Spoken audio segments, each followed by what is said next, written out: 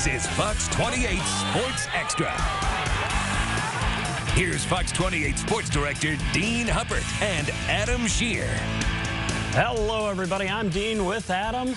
Boy, this is when it gets fun. It's the second week of the season. Michigan high schools, well, they all had their first games this week, and the Sports Extra players, they all know their roles. Yeah, exciting show for you guys tonight. Not just because of the fans and all the great plays, but we move into a new era. Fresh faces into the NIC as guys look to get their first win against the big boys over in South Bend. Yeah, and we start with tradition-rich Jimtown. The Jimmies stumbled out of the gate against Northwood, while we all know that Washington was playing well until that game was called because of the sideline altercation. Scott Bovenkirk, the old coach, has to be smiling tonight. Former Jimtown assistant, former Washington head coach. This is our Fox 28 highlight game. Let's check it out. To Clayfield we go. The ticket takers excited to have the Jimmies in town. The Panthers excited to be playing their first full game. Tyler White is met by Nick Weiss. Jimmies led 14-6 at the half. Then it's White airing it out. Trevor Hobbs breaks it up. Washington actually thought that was 3rd and 18, and they went for it, but it was 4th down. Here comes the play. Mason Castro drops it. Dylan Goldagger picks it up. Wild stuff. Hoping that would go for a touchdown. Sam Pollock is looking for Hobbs, but Robert Baker is there, number 8, with great defense. Still 14-6 in the 4th. Then watch this hit by Danya Harris. Oh, Max Major did get up. Then it's Kenny Kern. He had 22 carries, 128 yards, including the game-clinching touchdown. The Jimmies' D was tough in the 4th. They win their first NIC game 21-6. It's sack time. Jimtown over Washington. Bremen was at Jackson Field. The greatest Lion of all time, Bo Hunt, watches Riley come out. Bremen, the Cats. Here comes Matt Box to Ryan Topper. The box-top connection, it's working. Riley fans getting some of those Fox 28 balls. Grant Klockow pounces in. It's 7-0. Next possession, watch this catch. Ryan Topper goes up and gets it. Oh, and he nice. comes down with it. The 1-yard line. Lion fans loving this NIC thing. Klockow says, tick-tock, time to score. Bremen wins it 39-0. John Glenn was taking on Mishawaka Marion. Here come the Falcons, but look at that Marion defense. Michael Dennison for the Knights. Then John Glenn punting, and Marion's Michael Hemingway. He's going to get the ball and follow his blocks. Nice patience, and look at this cut on the outside. He's going to run all the way to downtown Walkerton. Marion wins at 34-0. And the Adams fans, their cheerleaders excited. Schoolfield. The Rivas Rams from Illinois, they were in town.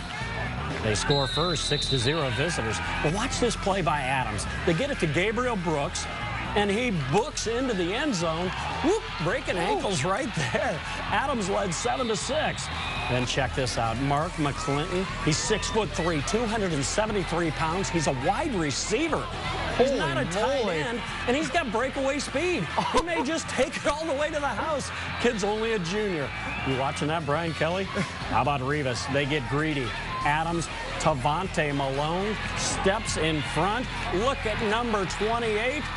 And other people are stepping in front, too. 60 yards for the touchdown.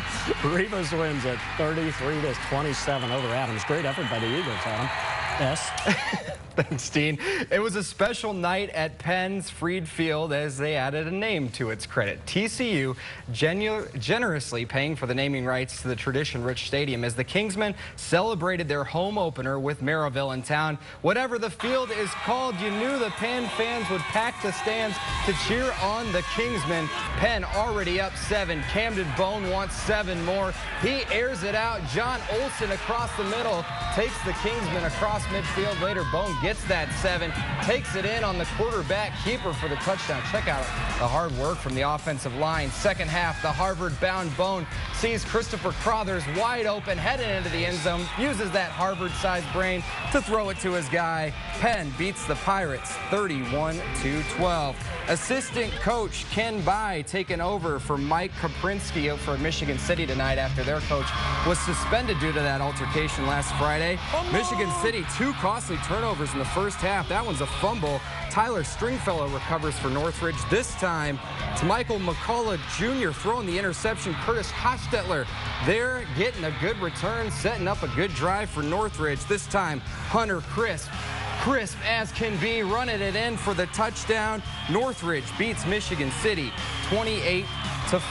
Fox 28. Goshen players running out on the field. Could they make it 2 wins to start the season after not winning any games for the last 3? Ross Kirkton handing off. Trayvon Hart. Big run, fumble though. Rummel Johnson there to rumble on top of the ball and pick it up. Goshen coming back the other way. Brandon Osoria taking it. Looks like he's gonna get in, but just gets brought down at the goal line. Goshen couldn't score off that play. They would end up kicking the field goal. Makes it 3-0 for the Redskins. This time, Asora, well, he's going to make sure he gets in that time. Stretches over. Goshen wins 31-21. Dean, can you believe it? The Redskins are 2-0. The excitement is back in the Maple City. And I go back to Hunter Crisp from Northridge. Sounds like a great cereal. And he's going to be smiling on Saturday morning. Have yourself a bowl of Hunter Crisp. Hey, don't go anywhere. When the Fox 28 Sports Extra continues, we're going to have more great games leading up to the highlight of the night. Before we do, though, let's hear from Notre Dame offensive lineman Mike McGlinchey, who remembers some of the struggles back when he was a freshman playing high school football in Philadelphia. My first real moment of being around the guys that was in the weight room, I remember in the summertime, I couldn't even get in a squat rack and stand upright. So, yeah, the nerves are there. You see everything in the future for you and what you want to do, but you got to figure out how to do it. So, absolutely, the nerves were always there.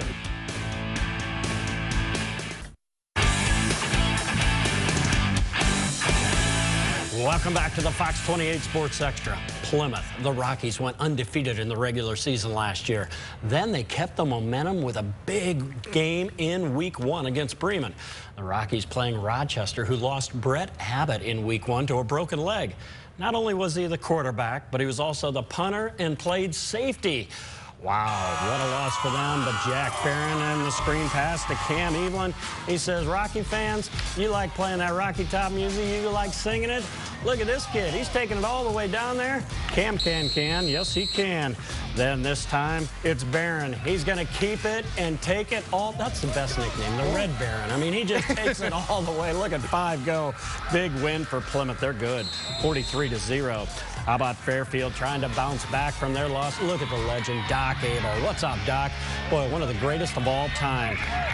First quarter, Fairfield Spencer Roos with the big gain, taking it all the way to the 1-yard line. Then Roos against the Panthers. The Black Crunch trying to make it stop. Oh, here come the Panthers taking it in. That is a touchdown. Tanner Cleveland, Northwood 55-7 over the Falcons. Elkhart Memorial at Concord. Future Minutemen watching the Sports Extra tonight. You know he is. He's going to tell all his friends about that. Third quarter, Jason Grooms to Matt Wilmore for the touchdown. Beautiful pass. Still in the third. Almost an identical play. Grooms, Wilmore. Oh, great catch. Real sweet. The Minutemen win big, 52-21. Down in Bourbon, 2 teams who left the Northern State Conference for the greener grass of the Hoosier North Conference met just like old times. LaVille is ranked 7th in Class A after a 26-point win over West Central last week, and Triton was trying to improve to 2-0 with new coach Ron Brown after beating Caston in Week 1. Let's go down to this one at Triton. The Trojans running out on the field. LaVille getting to work early. Adam Stanky, great basketball player, pretty good quarterback too. Throws it right there. Mason leads them into the end zone. LaVille with the touchdown. LaVille dominated this one all the way through. They beat Triton tonight 56-0. Up in Michigan, Niles opening up their season with Lloyd Ricks at home. The Knights lance into the end zone first. Aaron Holmes going outside, scores the 1-yard touchdown to put the guys from Kalamazoo up early on. Later in the first quarter, Holmes starting to feel right at home in the end zone. He scores again. We're in that 20 that Barry Sanders made famous. The Vikings needed life. Alex Harpino using some play actions. Check out the catch from Trey Gray. Wow. He's a freshman. He's a freshman. That's a 28-yard touchdown. So you know we love that here at Fox 28. Gray 230 yards tonight, but not enough to get the win. The Vikings fall 55-33. Cassopolis open up their season at what I like to call the Field of Dreams. Look at that. How cool is it playing right outside of a cornfield? When they came out at halftime, they were up 27-0 on Brandywine. The guy pointing at the camera right there, Shane Lowe, celebrating his birthday today. Bobcats trying to make something happen on the opening kickoff. Not going any further. Check out the big hit from Zach McKee. Look at it one more time. Way to wrap him up right there. These kids love that play as much as they love Fox 28. Midway through the third quarter, Bobcats finally getting on the board. Joshua Weiss running from 25 yards out gets Brandywine their first touchdown of the game. The joy only lasted momentarily. Marquise Curtis, they call the kid beast mode because he can put the team on his back. Runs in the cast touchdown, all while cramping up. Unbelievable effort. Cassopolis wins big time, 35-8. Hey, and a little bonus game tonight for you. Brandon Peters, he's the quarterback for Avon. He's also committed to play football in Michigan. His 6th-ranked team was taking on #1 Ben Davis in Indy. Pay attention, Penn fans. Here it is, second quarter tie score. Peters with a shot downfield. Are you kidding me? Look at that arm. That's a 70-yard touchdown. He's got some receivers, too. Fourth quarter, game tied at 35. Peters to Andrew Griffin in the end zone. The leap catch, and it's good for a TD. And look at this. About a minute and a half to play. The Ben Davis Giants come up with a giant play. Pick 6, 69-yard touchdown. That's your final, 49-42. What a game. Down south, Ben Davis is your winner tonight. What? That quarterback, pretty good. I mean, Jim Harbaugh, definitely a big-time get for him. Yeah. Hey, don't go anywhere. When the Fox 28 Sports Extra returns, we're going to tell you who had the best hit, the best fans, and, of course, the highlight of the night. But first, athletes in all sport have to deal with injuries at one point in their lives, probably. And Notre Dame linebacker Jarrett Grace finally back after breaking his leg and putting him on the shelf for over a year. It's not always, you know, sunny and rainbows every day. Don't get me where it's twisted there, because sometimes it sucks, but for me it was, you know, taking that first step. It was being able to do so much weight on a machine. You set yourself up for these small victories, and it kind of snowballs.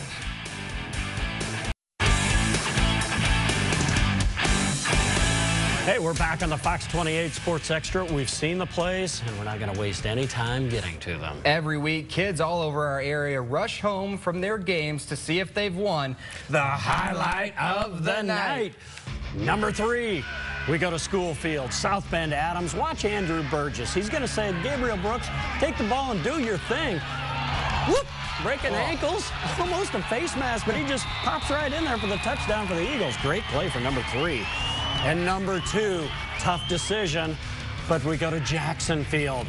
Bremen quarterback Matt Box airs it out to Ryan Topper, and the Box-Top connection. What a catch. Ryan Topper last year had the 2nd most touchdowns in the state. He's trying to do it again this year. Your highlight of the night, we go to Niles. Alex Hartnell using some play action, rolling out. Trey Gray, look at the focus to make the catch. He's a freshman, and he is your highlight of the night winner. I thought you were going to say Trey Gray with the play. It was just working for you. Your fans of the night, how about some Penn pride at the newly named TCU Freed Field? The Kingsman fans happy to see their team come out and beat Maryville tonight. And your hit of the night. Look at Danya Harris. The sophomore is going to see Jim Towns. Max Major, oh my goodness. That right now is one of the biggest plays we've seen in years. Danya Harris. Oh, that is just textbook. The stick goes down with those pads. Great hit for your hit of the night. Hey, just a quick reminder, the Bremen Lady Lions and Northwood Lady Panthers will play in the cat fight against cancer tomorrow morning. Fox 28's Alexis Gray will be there to help kick off all the activities. The JV event near Jane Park begins at 10. It's not only a varsity soccer game with 2 quality rivals, but they're going to come together for one morning to help fight against cancer. T-shirts are going to be sold sold. Donations going to get taken. Fox 28 definitely proud to help spread the word for this great event. You know, you should take a camera down there and shoot I think some I might. I think that would be a great idea. It is a good cause, and Alexis is going to be down there. It should be a fun day down in Bremen. Hey, there's still more to come on the Fox 28 Sports Extra. When we come back, we'll introduce you to the 5 Notre Dame captains this season. But first, let's hear from Irish running back Josh Anderson. Education, very important to him now, but the former walk-on, he needed a little bit of a push from a teacher when he was a younger kid. You know, my parents were kind of told that I wasn't maybe cut out to go to Notre Dame, and that gave me inspiration. You know, that gave me drive to work harder in the classroom and do what I need to do. So it was a wake-up moment. It was a wake-up moment, and you know what? It woke me up, and I appreciate that wake-up moment because it made me who I am today.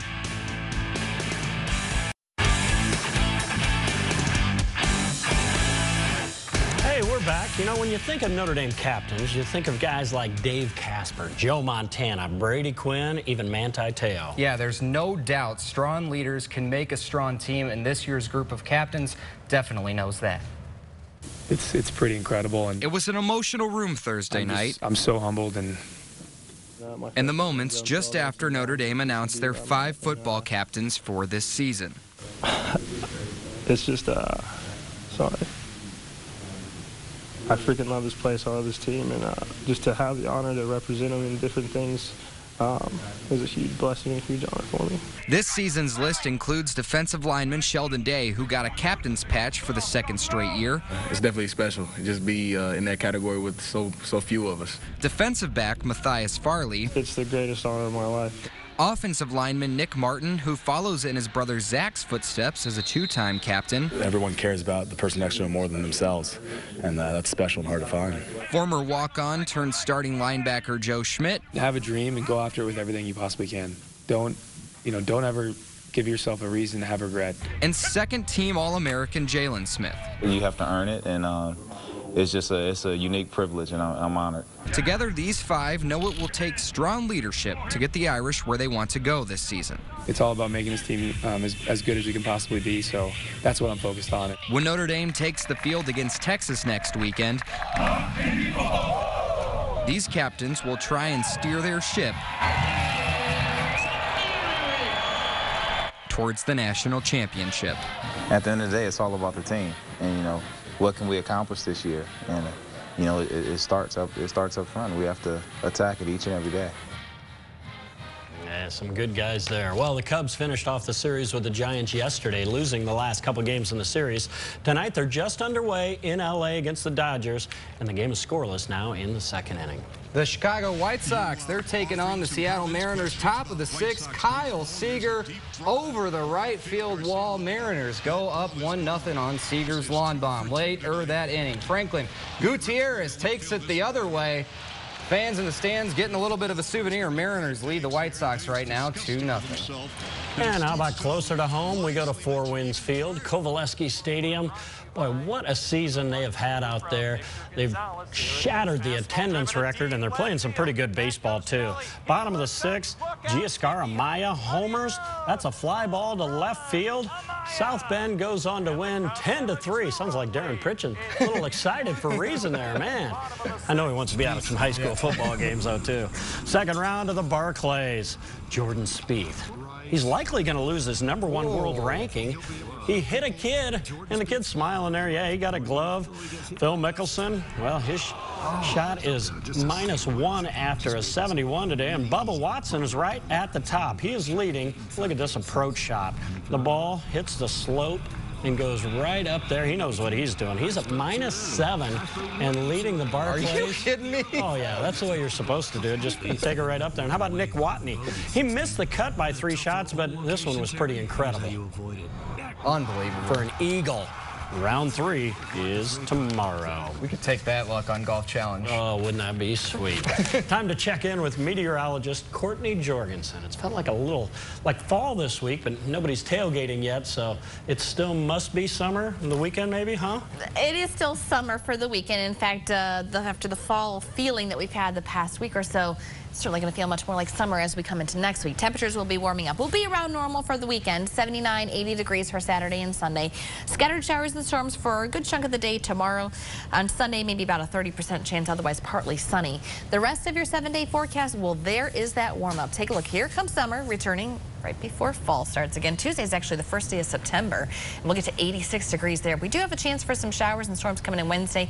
Maybe a few pop-ups Thursday and Friday. You can thank Tropical Storm Erica for that. But nonetheless, it will be much warmer, so plan ahead. Might need to bring those bathing suits back out after all.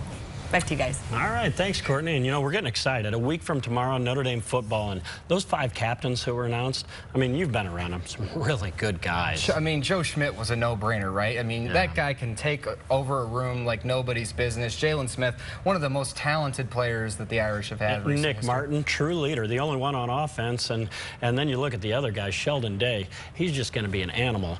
And when you saw Matthias Farley, what that meant to him, I mean, that's a true Notre Dame man there. So I think they've got some great leaders. Brian Kelly said they could have had 7 or 10 this year. They had that many good guys on the team. Hey, that's all the time we had. Be sure to come back every Friday, and we're going to tell everybody about it. So you tell your friends about the show, and we'll be back here every week, and you can watch it live on Fox28.com as well. Speaking of Fox28.com, you can download our app or watch all of the highlights on the website not too long after the show.